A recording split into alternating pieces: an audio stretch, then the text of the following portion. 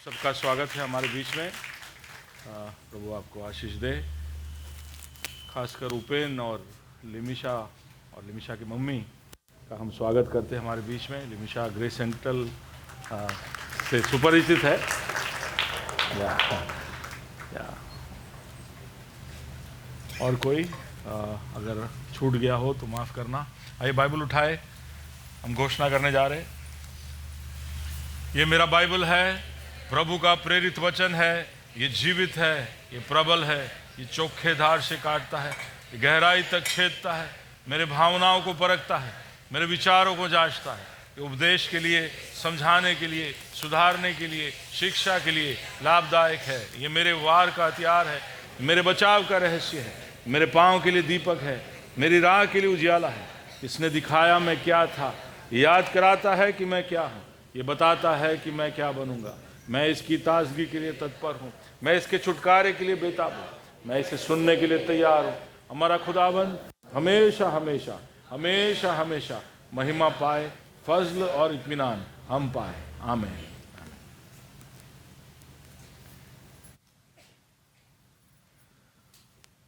2026 राजा का साल, the year of the king, उस पर हम देखते आ रहे हैं। पिछले हफ्ते हमने देखा कि कैसे वो सर्व प्रभु है, सब चीज़ों के ऊपर प्रभु है, हर हालात में, हर परिस्थिति में प्रभु है। उसकी प्रभुता कभी भी ना छूटती है ना कम होती है।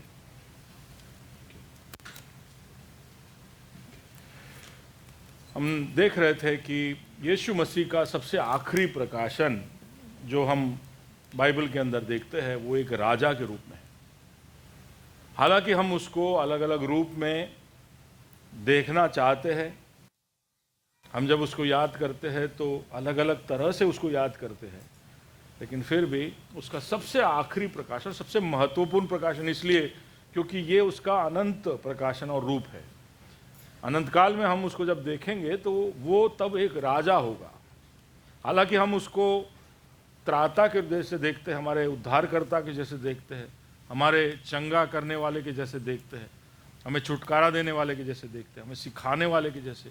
लोग उसको रब्बी बुलाते थे, लोग उसको भविष्यवक्ता बुलाते थे, अलग अलग। हम हमारे गीतों के द्वारा उसको मित्र बुलाते हैं, हमारा भाई है, बड़ा भाई है, ऐसे कहते हैं। अलग अलग नाम और टाइटल्स हम उसको देते हैं, लेकिन उस पर हमेशा टिके रहने वाला एक टाइटल जो है वो है कि वो राजा है। और अगर इस बात का हमें आभास हो जाए कि वो एक राजा है, हालांकि हमको पता था, लेकिन हम बहुत सारे रोल्स के अंदर एक राजा भी है ऐसा हम सोच रहे थे। लेकिन अगर वो राजा है और राजा होने के बाद वो सब कुछ है, और आज हम जिससे बात कर रहे हैं वो एक राजा है, वो हमेशा हमारे जहन में हम उतार दे और राजा के साथ जैसे बात करते ऐसे करते जाए, तो उससे हमारे परमेश्वर के साथ के रिश्ते में क्या फ़र्क पड़ता है वो हम देखते आ रहे हैं। और उसमें हमने देखा कि सबसे पहला प्रतिक्रिया, जैसे हमें पता चले कि वो एक राजा है तो हमारा सबसे पहला प्रतिक्रिया क्या होना चाहिए, होता है या नहीं वो दूसरी बात है, लेकिन पहली प्रतिक्रिया जो हमारी होनी चाहिए वो ये है कि हम उसके अधीन हो जाए। कहीं पर भी जैसे ही राजा या कोई सबसे महत्वपूर्ण अधिकारी प्रकट होता है तो लोग अपने घुटनों पे आ जाते हैं, लोग उसके सामने झुककर उसका दंडवत करते हैं, उसके सामने सजदा करते हैं, ये दिखाने के लिए कि हम तेरे अधीन हैं और तू हमारे ऊपर है। तो अगर यीशु राजा है तो सबसे पहली प्रतिक्रिया हमारी तरफ से ये होनी चाहिए कि हम उसके अधीन हैं। केवल शारीरिक रूप से नहीं, केवल भौतिक रूप से नहीं, पर हमारे मन और दिल से भी हम अपने आप को उसके अधीन करने के लिए सीखे। फिर हमने देखा कि अधीनता केवल काफी नहीं है। कोई देश हो, कोई सेना हो, कोई कंपनी हो, वो केवल आपकी अधीनता नहीं चाहता है, आपकी निष्ठा भी चाहता है। वो अधीनता जो आपके मन में आप घोषणा कर रहे हो, जिसका आप एतबार कर रहे हो, वो आपके स्वभाव में, आपके निर्णयों में, आपके दिनचर्या में दिख रहा है कि नहीं? अगर आप सच में अधीन हो तो क्या उस अधीनता के अनुसार आपकी जिंदगी है या नहीं, ये भी बहुत महत्वपूर्ण हो जाता है। तो हम भारत के संविधान के अधीन है, तो क्या हम भारत के संविधान की तरफ निष्ठा भी दिखाते हैं? अगर कोई फलाना कंपनी के लिए हम काम करते हैं, वहां के नियमों के हम अधीन है, तो क्या उस कंपनी के लिए निष्ठा भी दिखाते हैं? तो सांसारिक रूप से या तार्किक रूप से सोचा जाए तभी भी ये अनिवार्य है और ये मुनासिब है कि अधीनता के साथ हम निष्ठा को भी देखें, सबमिशन के साथ हम एलिजियंस को भी देखें। और ये अधीनता अंदरूनी रूप में होता है, निष्ठा बाहरी रूप से होता है। अधीनता रवैये में होता है और निष्ठा स्वभाव में होता है। ये देखते देखते हम आए, लेकिन याद कराना चाहता हूं, ऐसा हो सकता है कि हम निष्ठा दिखा रहे और अधीनता ना हो, और ऐसा हो सकता है कि अधीनता दिखा रहे लेकिन निष्ठा ना हो। तो ऐसा हमारे जीवनों में हो सकता है। तो कई बार हम हमारी निष्ठा को देखकर ये सोच सकते हैं कि मैं तो प्रभु के पीछे सही तौर से लगा हुआ हूं, या हम हमारे अधीनता को देखकर, हमारे समर्पण को देखकर ये सोच सकते हैं, क्योंकि हर मीटिंग में आते हैं तो आपको रोना आता है, आप आगे आते हो, आप ऑल्टर कॉल में आते हो और अपने आप को सौंपते हो, तो आपको बहुत गर्व होता है अपने आप पर कि मैं परमेश्वर के अधीन हूं। लेकिन पूरे हफ्ते अगर आपने निष्ठा नहीं दिखाई, कुछ लोग हैं जो निष्ठा पूरी तरह से दिखाते हैं, सारे क्रियाक्रम सही ढंग से करते हैं, लेकिन जब निर्णय लेने की बारी आती है तो खुद ही सिंहासन पर बैठ जाते हैं। तो अधीनता और निष्ठा एक साथ होना जरूरी नहीं है। हम इंसान इतने चालाक और चतुर है कि एक दूसरे के बगैर भी हम दूसरा दिखा सकते हैं। तो ये एक यात्रा है जो हमें तय करना है, जो शुरू होता है अधीनता से और जाकर रुकता है निष्ठा पर। परमेश्वर को जैसे हमने जाना, या यीशु को हमने जैसे जाना कि वो राजा है, तो हम अधीन हो और फिर हम निष्ठा की तरफ बढ़े। तो ये एक यात्रा है, लेकिन बहुत सारे लोग ये यात्रा को पूरा नहीं कर पाते, और उसके पीछे का कारण है कि हमारे अंदर एक स्वभाव है, हमारे नेचर में, हमारे प्रकृति में, बूमिंग हमारे प्रकृति में एक स्वभाव है, या एक बात है जो हमें मजबूर करता है कि हम चीजों को नियंत्रण में ले। सब जोर से बोलिए, कंट्रोल। यह हमारे स्वभाव के अंदर, हमारे डीएनए में कहीं छुपा हुआ है। एक और बार बोलिए, कौन सा शब्द बोला मैं? हमारे अंदर ये बात है कि हम चीजों को कंट्रोल में लें, और ये बहुत ही गहरा है। कंट्रोल करने के तरीके हम सबके अलग अलग हैं। कुछ लोग जोर लगाकर कंट्रोल दिखाते हैं, कुछ लोग रो रो कर भी कंट्रोल दिखाते हैं। हाँ, अभी कुछ घरों में ऐसा लगता है पापा जोर से बोलता है तो वो कंट्रोल में है, ऐसा सबको दिखता है, लेकिन उसको पता नहीं है कि कभी कभी बच्चे रो रो कर कैसे घर को कंट्रोल में ले लेते हैं। हाँ कि ना?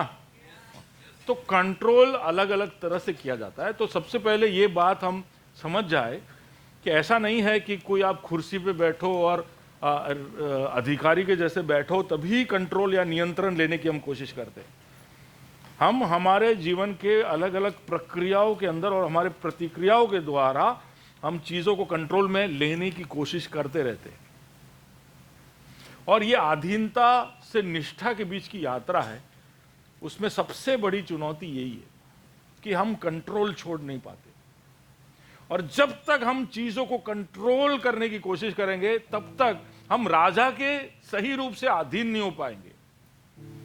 अगर यीशु राजा है और हम उसको सच में राजा मानते और उसको राजा बनाना चाहते हैं, तो हमारे जिंदगी में हमको सीखना पड़ेगा कई सारे क्षेत्रों में, सब बातों में नहीं, लेकिन कई सारे महत्वपूर्ण क्षेत्रों में ये सीखना पड़ेगा कि हम अपने कंट्रोल को छोड़े, हम उसके सच में अधीन हो जाए। कुछ चीजों में यीशु का ही बोलबाला हो, ये नहीं कि हम जो सोच रहे हो वो पूरा हो। लेकिन ये एक युद्ध है, एक मल्लयुद्ध है जो निरंतर हमें लड़ना पड़ता है। क्यों? क्योंकि ये बात हमारे स्वभाव के गहराई में है। और ये शुरू हुआ था जब इंसान ने पाप किया था। इंसान ने जब पाप किया था तब एक तरह से उसने सब चीजों के ऊपर कंट्रोल लेने की कोशिश की। उसे ऐसा लग रहा था कि एदन वाटिका और सारी चीजें प्रभु ने मुझे मेरे सत्ता के नीचे दी है, मेरे अधिकार के नीचे है। ऐसे सोचकर वो घूम रहा था तो उसे सर्प आकर उससे कहता है कि एक चीज तेरे कंट्रोल में नहीं है। तो उसने सोचा ऐसे कैसा, सब चीजें मेरे कंट्रोल में होनी चाहिए। तो कहीं ना कहीं हर चीजों के ऊपर नियंत्रण पाने की उसकी जो इच्छा है, उसने उसे मजबूर किया उसके अंदर कि नहीं, ऐसा कैसा, ये चीज का भी मुझे पता होना चाहिए, ये चीज के ऊपर भी निर्णय मेरा होना चाहिए, ये चीज को भी साथ करना क्या है नहीं करना है वो मैं तय करूंगा। ये मूल में विचार है जिसने आदम और हव्वा को प्रेरित किया कि वो फल की तरफ बढ़े। उन्हें ऐसा लग रहा था कि सब कुछ के नियंत्रण में है और इसलिए सारी चीजों को नियंत्रण में लाना चाहते थे। हालांकि कुछ भी उनके नियंत्रण में नहीं था, क्योंकि सारी चीजें बनाने के बाद आखिर में उनको बनाया था, है कि नहीं? तो उनके नियंत्रण में कुछ था क्या? क्योंकि वो जब नहीं थे तभी भी सारी चीजें थी, सारे पेड़ पौधे, जीव जंतु, पक्षी, पानी, समुंदर, ये या पर्वत, ये सारी चीजें थी। वो प्रक्रियाएं, प्रणालियां चल रही थी। बाद में इंसान को बनाया तो इंसान के नियंत्रण में कुछ नहीं था। इंसान को केवल जिम्मा सौंपा था कि तू इन सारी चीजों का देखभाल और रखवाली करना। और उसमें अगर एक चीज उसके रखवाली के बाहर हो तो उसे दर्द नहीं होना चाहिए। हम सब यही चाहते हैं कि हमें कम से कम काम सौंपा जाए, है कि नहीं? आगे ना हाँ भी बोल रहे बेशरम लोग। सच में जिम्मेदारी सौंपते हैं तो हम सोचते हैं कि भाई दो चीजें लिस्ट में कम हो जाए। हाँ, तो हव्वा को तो खुश होना चाहिए था कि चलो બધા ઝાડમાંથી અમે ખાઈ શકીએ, એકમાંથી ના ખાઈ શકીએ, ઓછું એટલું વધારે ઓછું ध्यान રાખવાનું। ऐसा नहीं सोचा उसने उसके ऊपर भी अरे ऐसे कैसा। तो कहीं ना कहीं उसके मन में ऐसा था कि सब कुछ मेरे कंट्रोल में है, हमारे कंट्रोल में है, तो ये कैसे छूट गया, जबकि कुछ उसके कंट्रोल में नहीं था। और उसने इस पर कंट्रोल जताना चाहा, लेकिन उसको जैसे ही उसने वो काम किया उसको समझ में आ गया कि उसने गलती की और इसलिए वो छुपने लगा। वो जाकर छुप जाता है। इस पाप की वजह से प्रभु जो सारी चीजों पर कंट्रोल में था, कौन था? परमेश्वर था सारी चीजों के कंट्रोल पर। आदम और हव्वा को बनाने से पहले भी सारी चीजें प्रभु ही कंट्रोल कर रहा था। और हम कोई नहीं होगा तो भी प्रभु करते जाएगा। तो हम कभी भी ऐसा ना सोचे कि हमारे वजह से चीजें चलती है। हम कभी ऐसा ना सोचा कि हमारे घर, हमारे बच्चे, हमारी ऑफिस, हमारा धंधा, ये सब, या ये संसार, ये भारत, ये सब हमारी वजह से चलता है। हम कोई भी नहीं होंगे तो भी चीजें चलती रहेगी। प्रभु सब चीजों को चला रहा था। पाप की वजह से, इसके इस नियंत्रण को खींचने की वजह से, झपटने की वजह से प्रभु अपने आप को पीछे हटा देता है। प्रभु सारी चीजों के नियंत्रण से हट जाता है और वो हटने को हम श्राप बोलते। प्रभु का अनुग्रह का हटना, उसको श्राप बोलते। और इस पृथ्वी पर श्राप आया क्योंकि प्रभु का अनुग्रह और प्रभु का सपोर्ट और प्रभु का नियंत्रण उन चीजों पे से हट गया। अब उससे कहा गया क्योंकि मैं हट रहा हूं, अब तुझे तेरे मेहनत से पसीना बहा के तेरे पालन पोषण के लिए लड़ना पड़ेगा। उस दिन से लड़ाई शुरू हो गई। आदम को समझ में आ गया कि अब नियंत्रण का मतलब क्या होता है।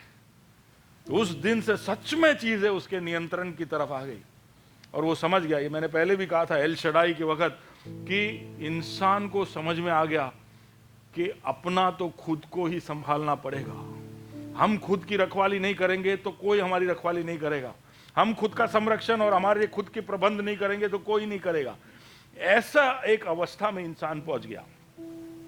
उस दिन से वो कंट्रोल में लग गया कि हमें चीजों को कंट्रोल करना पड़ेगा, नहीं तो हम पर आपत्ति आ सकती है, हम पर अनर्थ आ सकता है, हम पर कष्ट आ सकता है। उस दिन से इसके अंदर ये कंट्रोल घुस गया। और इसलिए हम देखते हैं कि जब प्रभु परमेश्वर अपने प्रकाशन को समय में, इतिहास में अलग अलग समय में जब करता है, अब्राहम के समय भी वो जब कहता है कि ठीक है अब से मैं तेरे साथ एक वाचा बनाता हूं और मैं तेरी मदद करूंगा, तभी भी इंसान को उसकी मदद मांगने में और लेने में तकलीफ होती है, क्योंकि इसके अंदर कंट्रोल है। फिर प्रभु उसको व्यवस्था देता है, फिर भी इंसान अपना कंट्रोल छोड़ता नहीं। आखिर में हम देखते हैं कि प्रभु परमेश्वर इंसान बनकर उतर कर आता है। जब यीशु मसीह इस पृथ्वी पर था तो उसका सबसे महत्वपूर्ण उदाहरण जहां पर वो कंट्रोल छोड़ता है उस वाटिका में है। उस वाटिका में जब वो बड़े दर्द के साथ आगे आने वाली पीड़ा के बारे में याद कर कर वो प्रार्थना कर रहा होता है, वह कहते हैं कि उसके मस्तिष्क के ऊपर से पसीना लहू के रूप में बहा। बड़े दर्द के साथ वो अपने चेलों से कहता है कि मुझे ऐसा लग रहा है जैसे कि मेरी मौत हो रही हो। इतने दर्द के अंदर वो एक लफ्ज बोलता है जो उसकी कमजोरी को दर्शाता है। वो कहता है कि पिता हो सके तो ये कटोरा मुझसे हटा दे। कहने के बाद हम होते तो वहां फुल स्टॉप रखकर हम गैप देते प्रभु को कि जवाब आपे छे कि नहीं। लेकिन प्रभु परमेश्वर या यीशु कहता है कि हो सके तो ये कटोरा मुझसे हटा दे, कौमा लेकिन मेरी इच्छा नहीं तेरी इच्छा। तो एक सेकंड के लिए कंट्रोल उठ के आया, क्योंकि वो इंसान था तो उसके अंदर से कंट्रोल उठकर आया। हो सके तो चीजें मेरे अपेक्षा के अनुसार हो, लेकिन नहीं, कंट्रोल तेरा ही हो। हालेलुया। और उस निर्णय के लिए धन्यवाद, क्योंकि उसके बाद उसने अपने आप को पूरी तरह से सौंप दिया आगे आने वाले प्रक्रिया के लिए। फिर हम देखते हैं कि कैसा उसका न्याय हुआ, क्रूस पर उसको क्रूसित किया गया और कैसे उसने अपनी जान हमारे खातिर गवा दी। वो राजा बन गया। पुनरुत्थान प्राप्त करने के बाद पौलुस कहता है कि उसको उच्च स्थानों में परमेश्वर के दाहिने ओर बिठाया है और अब सारा कंट्रोल उसके पास है। उसने शैतान के पास से सारा अधिकार छीन लिया और उसने अपने चेलों को भी बताया कि स्वर्ग और पृथ्वी में सारा अधिकार अब मेरे पास है, मेरे नाम में है। तुम जो भी मांगोगे तुम्हें मिल जाएगा, तुम्हारे लिए हो जाएगा। ये सब बातें अपने जगह पर सही है, लेकिन फिर भी हम स्ट्रगल करते हैं कि कंट्रोल को छोड़े। हम कंट्रोल छोड़ ही नहीं पाते। अब देखिए हमारे जिंदगियों क्यों, देखिए हम परमेश्वर के सामने कितने सालों से अधीन हो रहे हैं और कितनी बार कंट्रोल वापस ले लेते हैं। कितने सालों से हम हमारी निष्ठा का प्रतिज्ञा करते, प्रभु हम तेरे ही है, तेरे ही है, तेरे ही है, लेकिन बाहर निकलने के बाद तुरंत तेरे ही है, लेकिन थोड़ा कंट्रोल हमको भी दे। हमारी जिंदगी हम हमारे हिसाब से चलाना चाहते हैं। और मैं नहीं कहता हूं कि कल से आप छोड़ दे, मैं ये कह रहा हूं कि अहम बातों में छोड़ना हम सीखे, तभी तो हम उसको राजा के रूप में सही रूप से जान पाएंगे, पहचान पाएंगे। बहुत सारे ऐसे चीजें हमारी जिंदगी में, बहुत सारे निर्णय हैं जहां पर हमें वो करना चाहिए, नियंत्रण को छोड़ देना चाहिए, पर हम कर नहीं पाते। हमारी निष्ठा का एक एग्जाम्पल है या उदाहरण है जब हम हमारे नियंत्रण को छोड़ते हैं। 3 अहम एरियाज है जहां पर हम कंट्रोल छोड़ नहीं पाते। वो चीजें जिसे हम कंट्रोल कर ही नहीं पाते उसमें हम कंट्रोल लेते। वो चीजें जिसमें कोई कंट्रोल हमारा हो ही नहीं सकता है, things we can not control, वहां पर हम कंट्रोल लेने की कोशिश करते। पहला। दूसरा कैसे करते वो भी मैं बताऊंगा। वैसे तो कंट्रोल बहुत सारे, पर ये मैं 3 अहम एरियाज देखना चाहता हूं जहां पर हमारा कंट्रोल है ही नहीं, वहां पर हम कैसे कंट्रोल लेने की कोशिश करते हैं। शायद उससे आपको आपके स्वभाव का एक झलक मिल जाए। दूसरा, वो चीजें जो अभी हमारे जीवन में कंट्रोल में नहीं है, ठीक है, अभी कंट्रोल में नहीं है।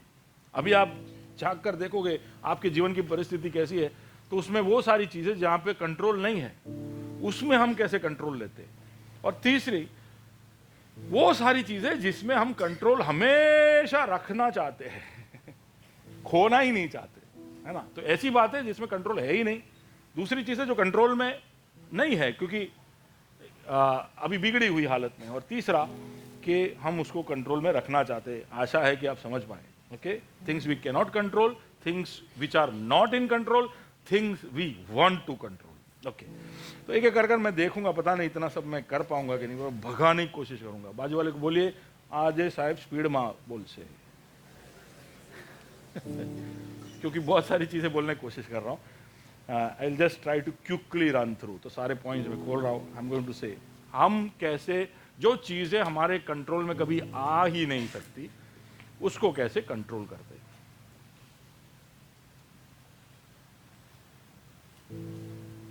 बाजू वाले को बोलिए चिंता,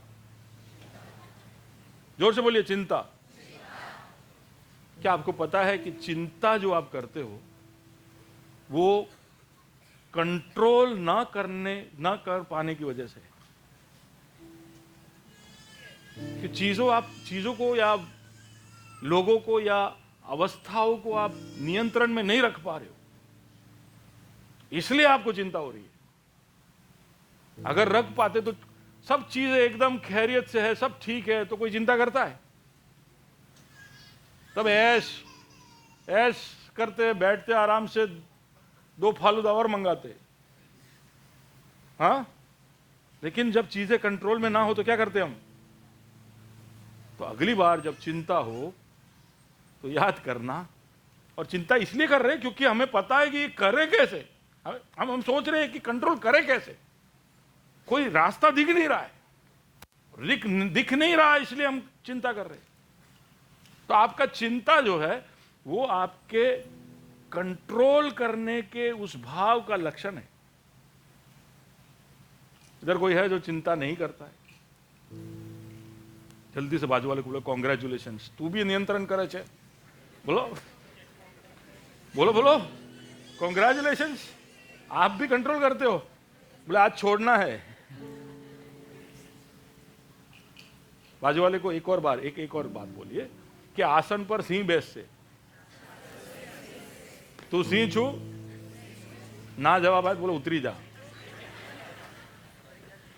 સિંહાસન છે, હા સિંહાસન એટલે સિંહ બેસશે, તમારે નહીં બેસવાનું। તું સિંહ હોય તો બેસવાનું, समझे? तो हम सिंह बन जाते।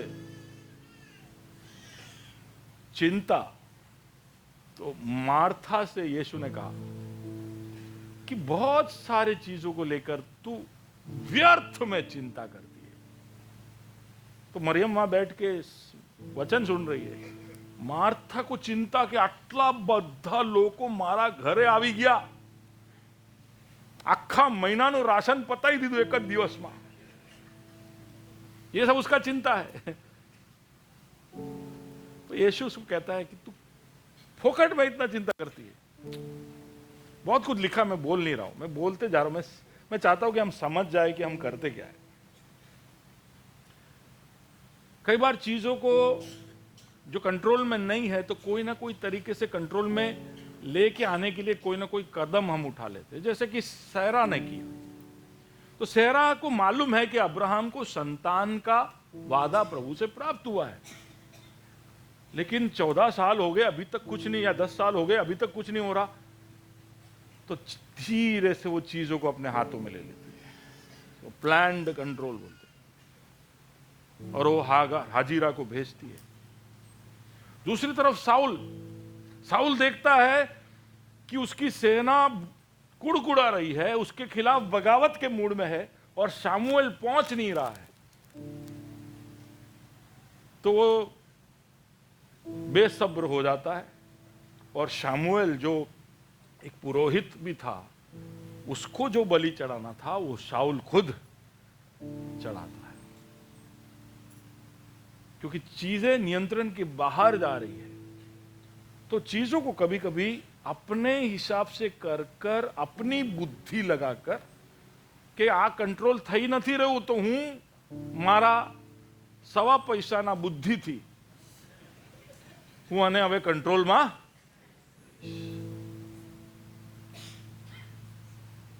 हमारे अंदर ये स्वभाव है कि हम चीजों को इस तरह से हाथों में ले। जब रेबेका को ऐसा लगा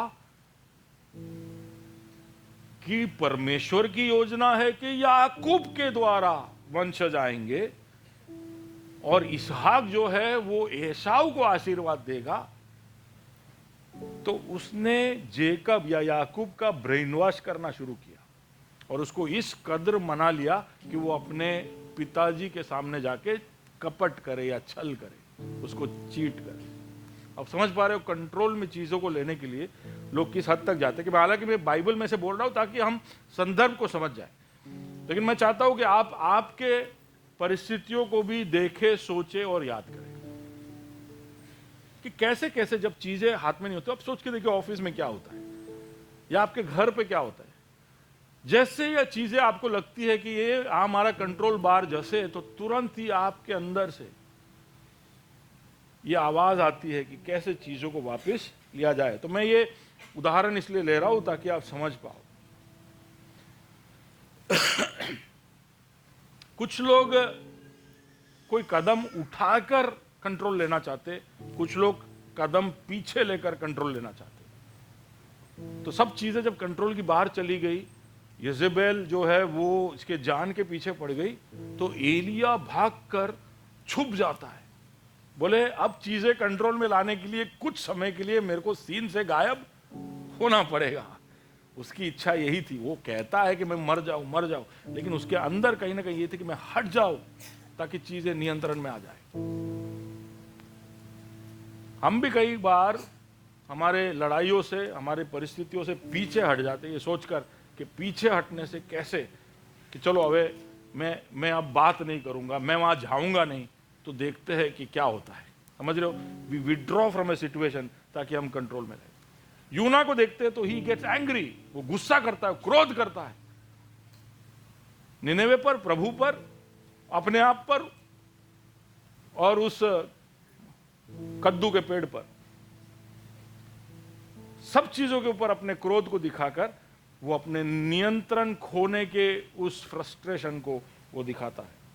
तो देखिए, नियंत्रण करने की हमारी चेष्टा, खास करके जब चीजें हमारे नियंत्रण के बाहर हो, वो बहुत ही हमारे गहराई में है। और उसको अगर हमें ठीक करना है तो उसका एक ही तरीका है कि हम प्रभु पर भरोसा करना सीखें। बाजू वाले को बोलिए भरोसा। बहुत आसान शब्द है, लेकिन वो बहुत भारी शब्द है, वो करना बहुत मुश्किल है। जब परिस्थितियां एकदम विपरीत हो, इन सब के लिए मुश्किल था। मार्था के लिए मुश्किल था, साउल के लिए मुश्किल था, रेबेका के लिए मुश्किल था। उन्होंने अपने परिस्थितियों को और वास्तविकता को देखा तो लगा कि चीजें कंट्रोल के बाहर जा रही है, मेरे को कुछ करना पड़ेगा, मैं जब तक नहीं करूंगा तो चीजें लौट कर नहीं आएगी। हम भी देखिए, प्रभु जब धीरे से हमारे जीवनों में काम कर रहा होता है तो हम प्रभु की मदद कर लेते हैं। हम कुछ ना कुछ ऐसा कर देते हैं जहां पर हमको राह देखना है, धीरज रखना है, हम ऐसा कुछ कर प्रभु की मदद करते हैं जिससे चीजें बिगड़ जाए। पर हमें सीखना पड़ेगा प्रभु पर भरोसा रखना। और भरोसा रखने के लिए बहुत सब्र रखना पड़ता है। आगे देखते हैं क्यों हम रेजिस्ट करते हैं, क्यों हम जल्दी से प्रभु पे भरोसा नहीं कर पाते। क्योंकि हो सकता है कि पिछली बार आपने भरोसा किया और आपको धोखा मिला हो। आप ये समझ रहे हो कि जब आप कोई बात रखो तो वो बात आपके लिए पूरी होनी चाहिए। तो यूहन्ना बपतिस्मा देने वाले ने प्रार्थना किया कि मुझे ये कारागृह से छुड़ा। परमेश्वर ने नहीं छुड़ाया, कोई उसके छुड़ाव के लिए आया नहीं। उसने शायद कोई कंडीशन भी रखा था, लेकिन क्योंकि उसकी परिस्थिति बदली नहीं, उसको यीशु मसीह पर शक होने लग गया कि क्या सच में यही मसीहा है। अगर ये मसीहा होता तो मुझे जेल में रहने देता। समझे, बहुत ही सिंपल बात है, लेकिन इतने सिंपल बात के लिए भी यूहन्ना बपतिस्मा देने वाले का विश्वास उस पर से उठ गया जिसके बारे में उसने अभी थोड़े समय पहले कहा था कि यह परमेश्वर का मेमना है, और वो हताश हो जाता है। मार्था कहती है कि तू 1 दिन या 3 दिन 4 दिन पहले आ गया होता तो मेरा भाई मरता नहीं। तो कई बार हमारे पुराने प्रार्थनाओं का उत्तर ना मिलने की वजह से हम कई बार भरोसा नहीं कर पाते प्रभु। हम चाहते हैं कि हम जब प्रार्थना करें तो चीजें जैसे हम मांगते हैं वैसे हो जाए, जरूरी नहीं है। फिर भी भरोसा प्रभु पर रखना बहुत जरूरी है। कई बार क्योंकि हमें अनिश्चितता पसंद नहीं है, इसलिए भरोसा करना नहीं पसंद है। प्रभु तू मेरे को बता कि क्या लेके जा रहा है, तू मेरे जीवन में क्या करने वाला है। मेरी शादी किससे होने वाली है, दिखा दे बस। मैंने से बहुत प्रार्थना किया यूथ मीटिंग में, सब जाके मैं बोलूँ कोई है तो बता देना, ऐसा उसका दुपट्टा हिल जाए, उसका हाथ उठ जाए, कुछ हो जाए, ताकि मुझे पता चले कि यही है। समझ रहे हो? तो हम ऐसे बहुत ही ऐसी सब प्रार्थनाएं करते हैं और प्रभु को बोलते हैं कि तू चमत्कार कर, मेरे को दिख जाना चाहिए, क्लैरिटी चाहिए, मेरे को अनिश्चितता नहीं पसंद है। तो ठीक उसी तरह इजराइल ने भी प्रभु के खिलाफ बगावत किया और कहा कि तू कब, कहां, कैसे हमको लेकर जा रहा है। वाचा के प्रदेश में लेके जाने के लिए तू हमको निकल तो पड़ा है, लेकिन हम पहुंच नहीं रहे। रोज रोज मन्ना खा खा के थक गए। ये पहाड़ से आने वाले इस पानी को पी पी, पर्वत से आने वाले, पत्थर से आने वाले पानी को पी पी के हम थक गए।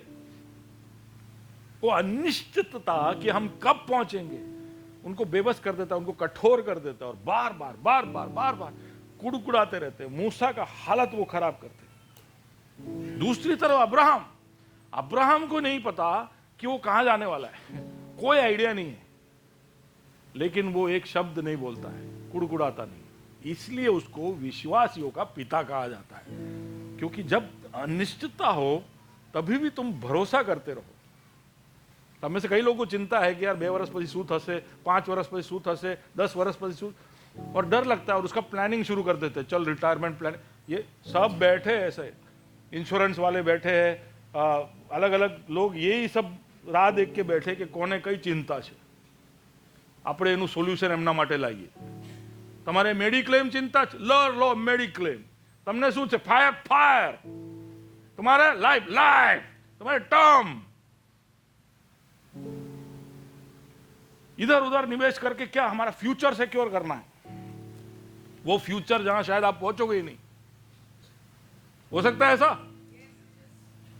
कि હું 60 નો થઈશ, बाइबल कहता है ध्यान से बोलना, ऐसा नहीं बोलने का कि जब मैं 60 साल का हो जाऊंगा मैं 50 का हो जाऊंगा, नहीं बोलने का ऐसा।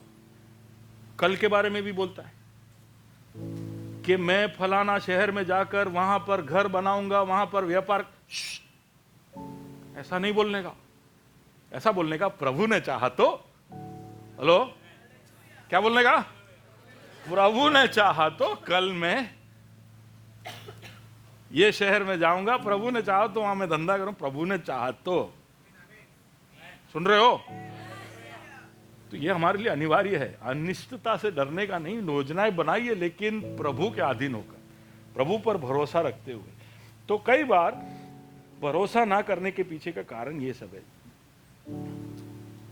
कई बार जब तक सबूत ना मिले तब तक हम विश्वास करना नहीं चाहते। तो इसलिए थोमा आकर कहता है कि जब तक मैं छूंगा नहीं मैं विश्वास नहीं करूंगा। भरोसा करना मुश्किल है क्योंकि सबूत नहीं, क्योंकि हम खुद को ऐसे कोई जगह पर पहुंचाना नहीं चाहते जहां पर हम अपने आप को हानि पहुंचाए। दूसरा एक कारण जिसकी वजह से हम भरोसा नहीं कर पाते वो ये है कि हम प्रभु को सच में प्रभु के उसके सर्व प्रभुता में समझते नहीं है, उसके सामर्थ्य को, उसके अधिकार को पूरी तरह समझ नहीं पाते, वो कौन है ऐसा जान नहीं पाते। तो न्यायाधीशों के समय में इजराइल ऐसा जीने लगा जैसे उनका मन किया।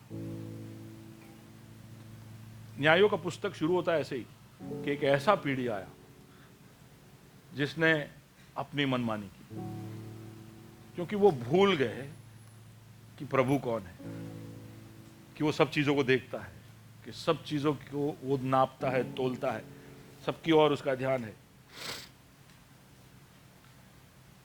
कुछ लोग प्रभु के पास सिर्फ दया, माफी, ये सब के लिए आते हैं, उससे ज्यादा उसके बारे में प्रभु के बारे में उनका कोई समझ या ज्ञान नहीं है।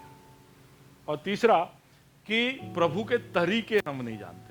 ये सब अलग अलग संदेशों में मैं बोल चुका हूं, लेकिन फिर भी याद कराते जा रहा हूं। कई बार ये सब प्रभु के तरीके हमको नहीं पसंद आते। तो यूदा को नहीं पसंद आया यीशु मसीह का तरीका।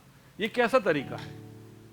हमने तो बचपन से देखा है कि हमला बोल और कैसर को गिरा और राज्य हासिल कर ले, पर ये यीशु का तरीका कैसा है कि हर क्या बोलते हैं, कुष्ठ रोगी और हर गरीब और हर कमजोर वर्ग के बीच में घूमते फिरते रहना, उनको अच्छी अच्छी बातें सुनाना, उनको रोटी खिलाना, मछली खिलाना, ये सब कौन सा तरीका है? उसको नहीं समझ में आया।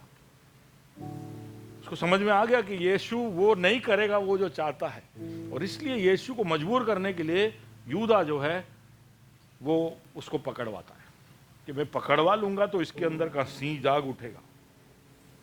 लेकिन सिंह नहीं पकड़वाया गया तो पहले मेमना जागा, और उस काम को पूर्ति करने के बाद सिंह जागा। लेकिन तब तक यहूदा के लिए बहुत ही देर हो चुकी थी। तो भरोसे को कैसे बढ़ाए, कम से कम ये देखकर हम आगे बढ़ते।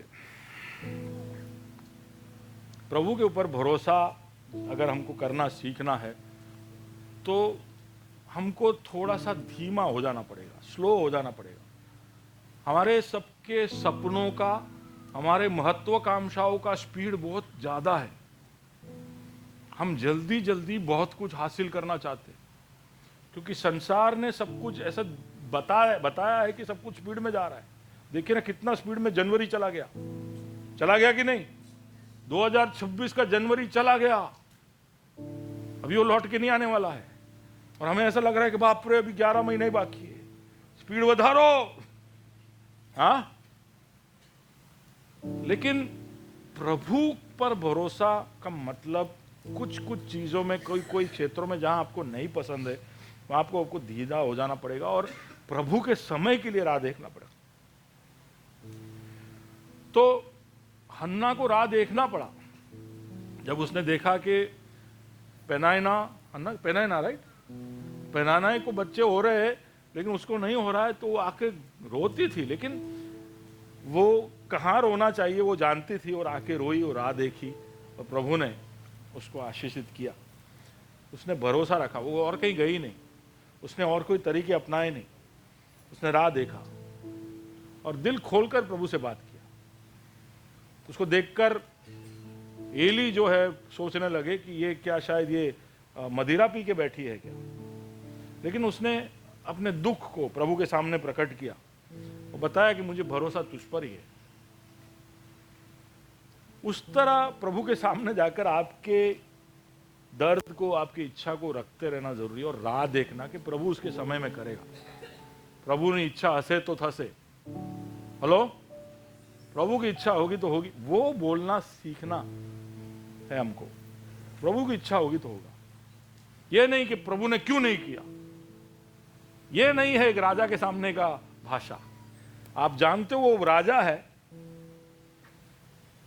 कई बार हम यीशु को निरादर इसलिए करते हैं क्योंकि हम भूल जाते हैं कि वो राजा है। हम ऐसा सोचते हैं कि वो तो एक अच्छा टीचर है।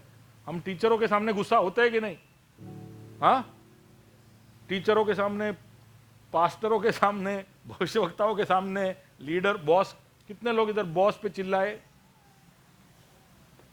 एक कौन माइक अलाल इधर? नहीं चिल्लाते हो आप लोग, सब डरे रहते हो। बोलो ना। हाँ, बात चिल्लाए नहीं, उसका चिल्लाए का मतलब आपने आपका बात बहुत ही गंभीरता से रखा। ये नहीं कि उसको मारा, मुक्का मारा, ऐसा नहीं पूछ रहा हूं मैं। पर कोई बात पे आपने अपनी बात बड़े तीव्रता से रखी, बात को रखी। तो we sometimes forget that Jesus is a king. हम भूल जाते वो राजा है, और इसलिए उसके साथ ढंग से हम बात नहीं करते। लेकिन हम राह देखें कि उसके समय में वो जानता है कि कब कैसे करना है। प्रभु पर भरोसा रखने के लिए धीरे धीरे करके, छोटी छोटी बातों में भरोसा करते करते उसके साथ के अनुभवों में हमें और धनी होना पड़ेगा। और इसलिए वहां पर लिखा है कि you start small daily surrenders. थोड़ी थोड़ी चीजें प्रभु को सौंपते जाओ, उसके अधीन होते जाओ, धीरे धीरे कर प्रभु और भरोसा करना सीखे। छोटी छोटी बातों में उस पर भरोसा करने सीखे, धीरे धीरे बड़ी बातों में भरोसा करना आपके लिए आसान हो जाएगा। तो प्रभु ने उनको सिखाया रोज के खाने के लिए, और वो अपने प्रार्थना के अंदर भी हमें याद कराता है कि रोज की रोटी के लिए तुम मांगो। हम गुजराती है, हम पूरे साल का अनाज रखते हैं, आगे ना। हम मार्केट से दिवेल खरीदते, फिर बोरी खरीद के उसमें दिवेल लगा के एल्यूमिनियम के डब्बे में डाल के पूरे 1 साल का अनाज हम स्टोर करते हैं। हमको प्रभु क्या सिखा रहा है?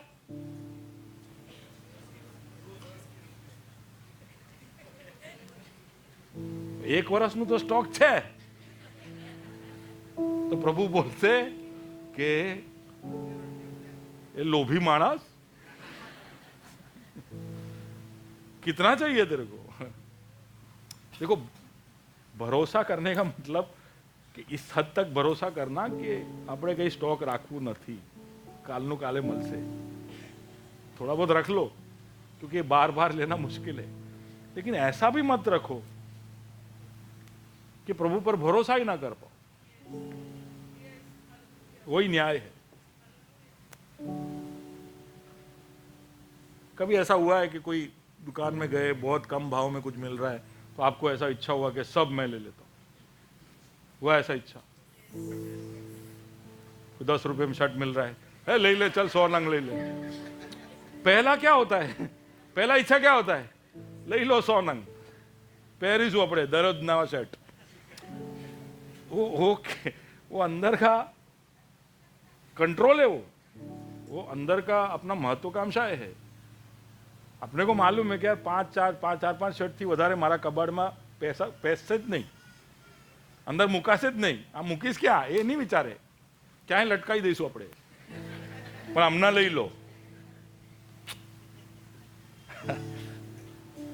बट एक्सपीरियंसिंग गॉड डेली, रोज दिनचर्या में, हर परेशानी में, हर परिस्थिति में, जो भी आपके जीवन में आए उसको प्रभु के सामने लेकर जाना और प्रभु को ये समय देना, प्रभु को ये तक देना कि तू कुछ कर, तू हस्तक्षेप कर, तू इसके अंदर कुछ बदल।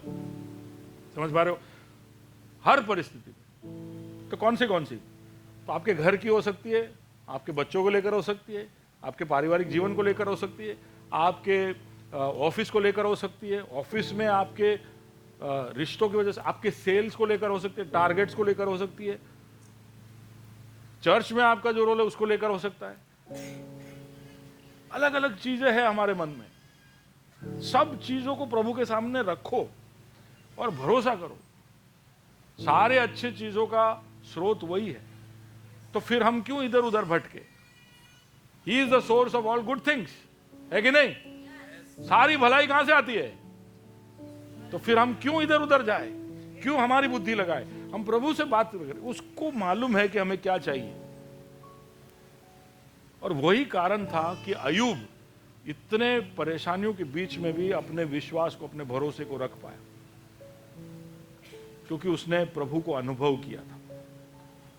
इसलिए शुरुआत में ही उसने ऐलान कर दिया कि प्रभु ने दिया, प्रभु ने लिया, प्रभु का नाम सदा। हालांकि अंदर से उसका कंट्रोल जागा, लेकिन फिर भी उसने उसको शांत कर दिया और प्रभु ने उसको आशीषित किया। तो प्रभु को अनुभव किया था। इसलिए पौल जब उसके पत्र लिखता है तो उसके पत्र के अंदर इतनी गहराई क्यों है? क्योंकि उसने प्रभु को अनुभव किया है। प्रभु के अनुभव को वो अलग अलग वचनों के द्वारा हमारे सामने रखता है और हम उसको, उसी पौल के अनुभव को हम भी अनुभव कर पाते हैं। भरोसे को बढ़ाने के लिए प्रभु की विश्वास योग्यता को याद करना चाहिए, gratefulness, remember what God has done. तो इसलिए दाऊद चुनौती के सामने आता है तो तुरंत याद करता है। गोलियात को देखता है तो हल्ले, आ तो बहुत मोटू साइज है, ऐसा नहीं बोला, तो ऐसा बोला, भालू, शेर, गोलियात, प्रोग्रेशन, ग्रोथ, हालेलुया। सुन रहे हो?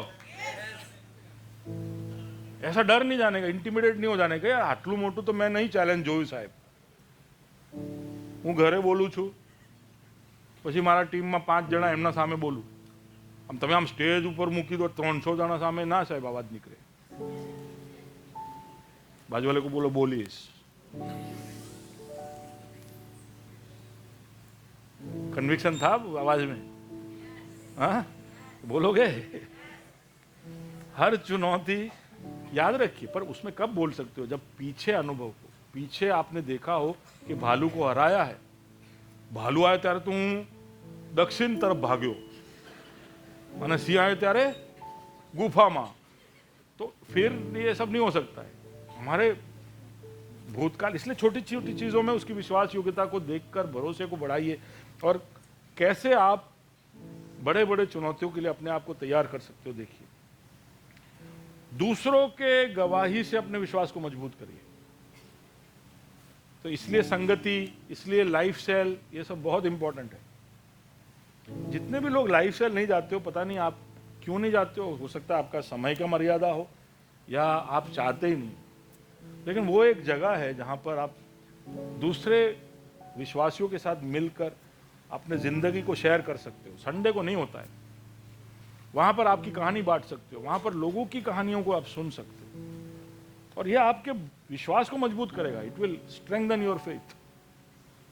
तो समरूनी औरत, उसका कोई औकात नहीं था उस गांव के अंदर, लेकिन यीशु को जब उसने जान लिया तो वो दौड़ कर जाकर गांव वालों को कहती है कि आज मैंने उसको देखा जिसने मेरे जिंदगी के सारी बातों को मेरे सामने खोल कर रख दिया। तो ऐसा लिखा है कि सीखार गांव के सारे लोग भागकर यीशु को देखने आए। यीशु सिर्फ वहां से गुजर रहा था, अगले 2 दिन तक उसको उस गांव में रुकना पड़ा और बाद में गांव वाले आकर उस समरूनी औरत से कहते हैं कि अब हम तेरे कहने पर नहीं, हमने खुद सुन लिया है, देख लिया है, इसलिए हम विश्वास करते हैं। सुन रहे हो? लेकिन शुरुआत कहां से हुई? जब उन्होंने किसी और की गवाही सुनी। तो भरोसे को बढ़ाने के लिए हर तरीका अपनाना चाहिए, राह देखना चाहिए, अनुभव बढ़ाना चाहिए, हमारे जीवन के भूतकाल के विश्वास योग्यता को याद करना चाहिए, गवाहियों को सुनना चाहिए, दिन प्रतिदिन छोटे छोटे सरेंडर। और वही नहीं, भरोसा करने के लिए प्रभु को आप कैसे देखते हो, द पिक्चर ऑफ गॉड, आप प्रभु को किस तरह से अपनी नजर से देखते हो। कुछ लोगों के लिए प्रभु बड़ा बड़ा बड़ा एक जल्लाद गुंडा जैसा है कुछ लोगों के मन में, या कुछ लोगों के मन में ऐसा डंडा लेके पीछे आने वाला।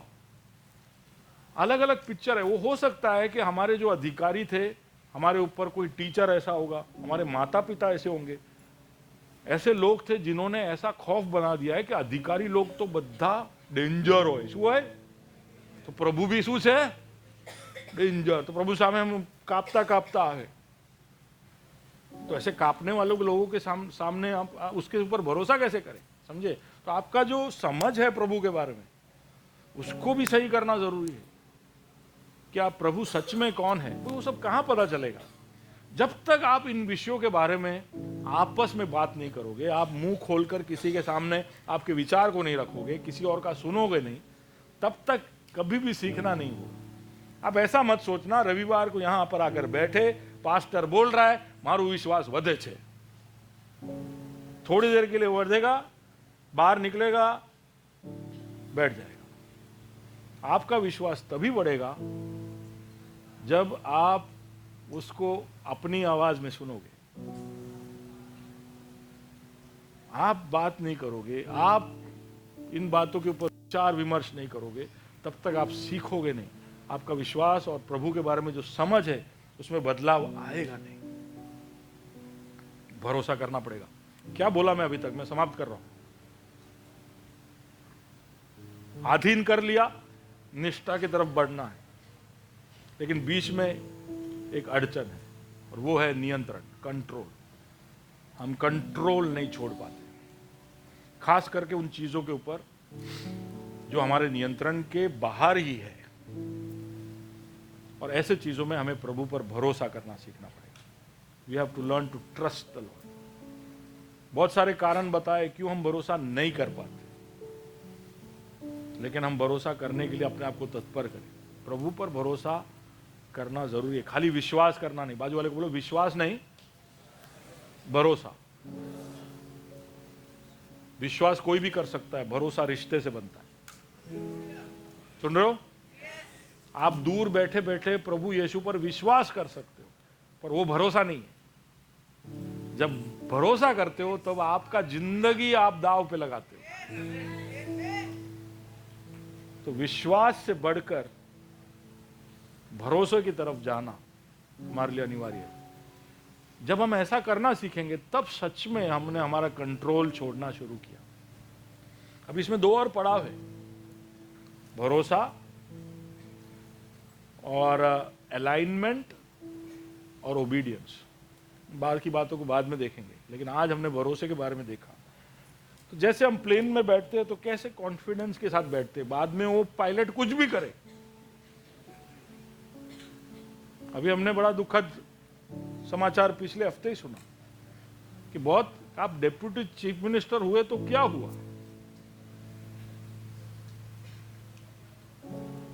आप कोई भी हो, आपका भरोसा सही जगह पर होना बहुत ही जरूरी। आप किस चीज पर भरोसा करते हो? आपके कैरियर पर, आपकी पढ़ाई पर, आपके कॉन्टैक्ट्स पर, आपके स्वास्थ्य पर, आपके फियांसे पर, आपके पति पर, आपके बच्चों पर।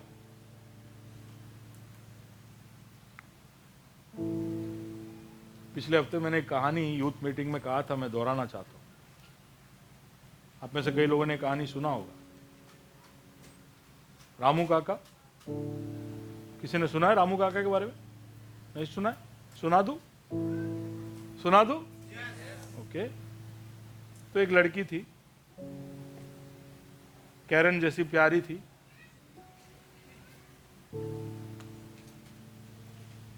लेकिन जवान थी। उसने कोई गलती किया तो उसको जेल में जाना पड़ा। जेल में साफ सफाई करने वाले रामू काका थे। कौन थे? तो रामू काका का एक और ड्यूटी था कि कोई उस जेल के अंदर मर जाए तो उसको गाड़ने का काम, उसको दफन करने का काम किसका था? रामू काका। ये लड़की सब कुछ देखती है, उसको ऐसा पता चल गया कि ये 15-20 साल मेरा जेल में निकलेगा, मेरा पूरा जिंदगी खराब हो जाएगा, तो वो प्लान बनाती। वो रामू काका को बोलती है कि अगली बार रामू काका कोई मर जाए तो मुझे बताना। यानी वो बेल बजता है, वो जेल में बेल बजता है जोर से, जिसका मतलब है कोई मर गया। तो अगली बार जब बेल बजे ना, तो मैं ना वो कमरे में आऊंगी जहाँ पे आप वो कॉफिन बॉक्स के अंदर डेड बॉडी रखते हो, मैं वो बॉक्स में घुस जाऊंगी, छुप के बैठी रहूंगी। आप बॉक्स बंद करके बाहर लेके जाना, आप मेरा दफन कर देना उस डेड बॉडी के साथ, लेकिन रात को आप वापस लौट के आना और मुझे उस कफन में से बाहर निकालना। रामू काका बोले वैसे सेफ है तेरा प्लान, और थोड़ा लगाव हो गया था उसको, तो उसने बोला ठीक है मैं कर दूंगा तेरे लिए। अब लड़की राह देखने लगती है कि अब कब आएगा मेरा दिन, कब आएगा मेरा दिन, आजादी आजादी। एक दिन बेल बजता है, खुश हो जाती है, खुश हो जाती है कि आज मैं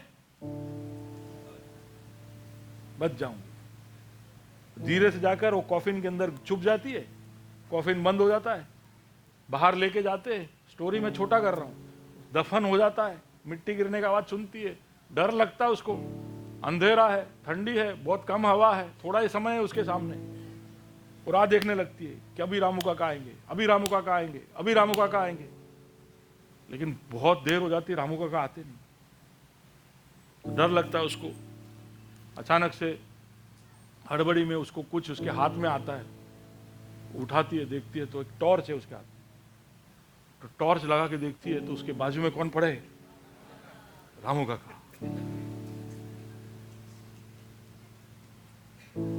उसको जो बचाने वाला था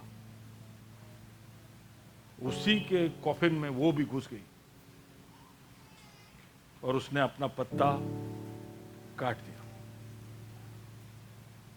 आप सोच के देखिए, अगर हमारे साथ सच में ऐसा हो जाए, हम जो चीजों पर भरोसा करते हैं कि हमें बचाएगा,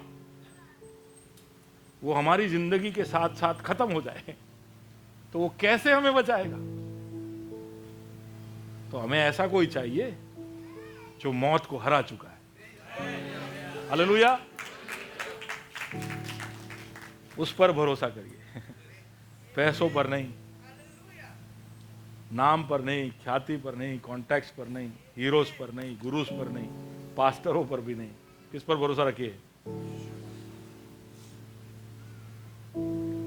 सिर्फ वही आराध्य है। Can give me that skill?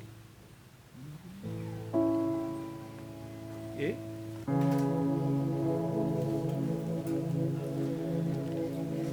सिर्फ तू ही आराध्य है, सिर्फ तू स्तुति के योग्य, सिर्फ तू ही आराध्य है, सिर्फ तू ही स्तुति के योग्य। गाए मेरे साथ एक और बार, सिर्फ तू ही आराध्य है, सिर्फ तू ही स्तुति के योग्य, सिर्फ तू ही आराध्य, सिर्फ तू ही आराध्य है, सिर्फ तू ही स्तुति के योग्य, क्योंकि सिंहासन तेरा मेरी स्तुतियों पर है, मैं तेरी स्तुति करूं,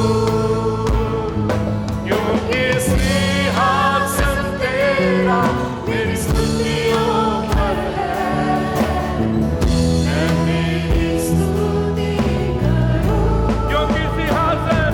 क्योंकि सिंहासन तेरा मेरी स्तुतियों पर है, मैं तेरी स्तुति करूं, क्योंकि सिंहासन तेरा मेरी स्तुतियों पर है, मैं तेरी स्तुति करूं। ओ तू तो के आराधना के पात्र है, बच्चे ललकारे जब महिमा तुझको मिले। गाए पीछे, तू तो के आराधना के पात्र है, ओ बच्चे ललकारे जब महिमा तुझको मिले, तेरी प्रजा ने डालियां बिछाई जब प्रशंसा पाई तूने तेरी प्रजा ने डालियां बिछाई जब प्रशंसा पाई तूने, सिर्फ तू ही आराध्य है, सिर्फ तू ही स्तुति के योग्य राजा, सिर्फ तू ही आराध्य है, सिर्फ तू ही स्तुति के योग्य, क्योंकि सिंहासन तेरा मेरी स्तुतियों पर है, मैं तेरी स्तुति करूं, क्योंकि सिंहासन तेरा मेरी स्तुतियों पर है, मैं तेरी स्तुति करूं। अगला गाना इस तरह से कहता है कि स्वर्ग में जो प्राचीन है, प्रकाशित वाक्य से है कि स्वर्ग के अंदर जो प्राचीन है वो अपने मुकुट उतार कर इस राजा के सामने रखते हैं। अपने सिंहासन, उनके लिए 24 सिंहासन है, सिंहासनों से उतर कर सजदा करते हैं इस राजा की। हम भी अपने मान और गुरूर को छोड़कर, कहीं ना कहीं हमारे अंदर ये सोच है कि हम कुछ है, उस मान और गुरूर को, उससे आजाद होकर हम उसकी स्तुति करें, हमारी औकात को हम समझे और उसकी योग्यता को हम सम्मानित करें। प्राचीनों ने मुकुट उतार रखे, सिंहासन छोड़ के सजदा तेरी वो करे, प्राचीनों ने मुकुट उतार रखे, सिंहासन छोड़ के सजदा तेरी वो करे,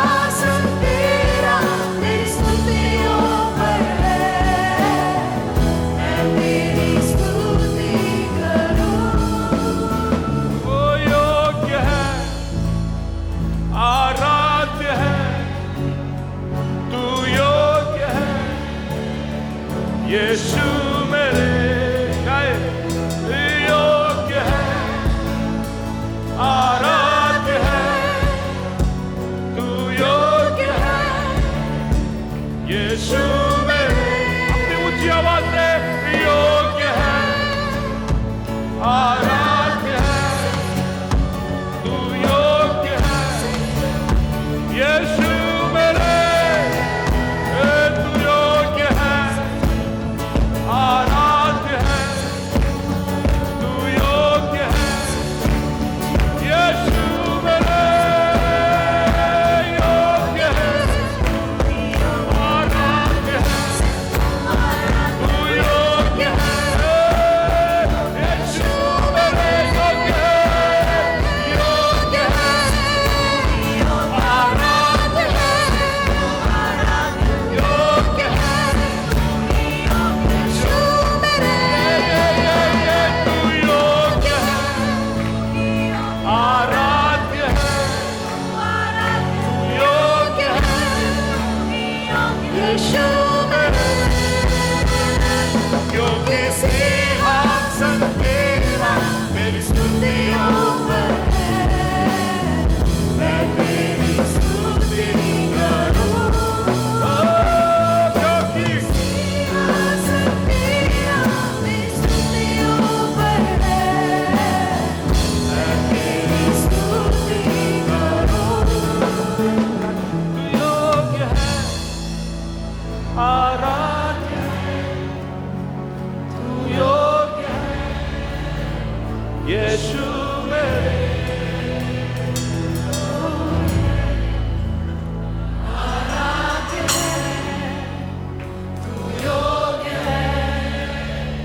यीशु मेरे।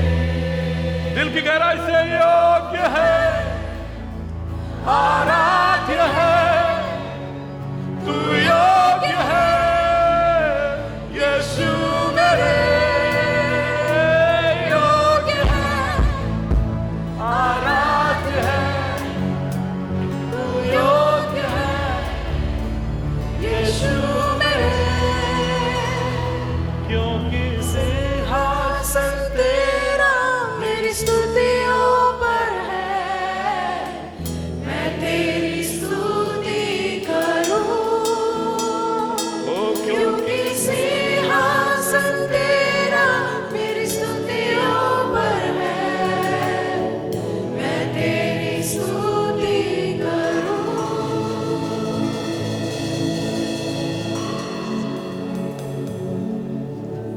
प्रभु तेरी स्तुति करते हुए, तेरे अधीन होते हुए, सारा नियंत्रण तुझे सौंपते हुए, हम तुझे सिंहासन पर भी हमारे जीवनों में, हमारे दिलों में हम विराजमान रखे। इसके लिए आए हुए सबकी तू मदद करना खुदा। वही हमारे भलाई के लिए है, वही तेरी योजना है खुदा, वही तेरा योग्य स्थान है। उसके अलावा और कुछ भी हो तो अनुचित है। तेरे प्यार के लिए, तेरे चुनाव के लिए, तेरे बुलाहट के लिए, तेरे मार्गदर्शन के लिए और अगुवाई के लिए और तेरी योजनाओं के लिए हम तुझे धन्यवाद देते हैं। तुझ पर भरोसा रखना हमें सिखा। हमारे जीवन के छोटे छोटे बातों में भी प्रभु जी तुझ पर पूरी तरह से भरोसा कर पाए, इसके लिए तू हमारी मदद कर। आए वो सबको तेरे हाथों में सौंपता हूं खुदा। ये वचन उनके लिए एक चुनौती बन जाए। हम अलग अलग तरीके से उन परिस्थितियों पर भी जिस पर हमें भरोसा करना आसान है, क्योंकि वो चीजें हमारे नियंत्रण के बाहर है, हमारे लिए आसान है हम भरोसा करें। लेकिन कई बार उन चीजों के ऊपर भी हम हावी होना चाहते हैं, हम हमारे सिंहासनों को छोड़ते नहीं। जब प्राचीन उतर गए तो हम क्यों बैठे? हमारी मदद करना कि हम अपने आप का निरीक्षण करें, खुद को पहचानें, हमारी कमजोरी, हमारी कमी घटी को जाने और तेरी मदद ले, तेरे पवित्र आत्मा के द्वारा हम चलायमान हो। सबको तेरे हाथों में सौंपता हूँ। महिमा तुझे मिले, यीशु मसीह के नाम से इस दुआ को मांगता हूँ।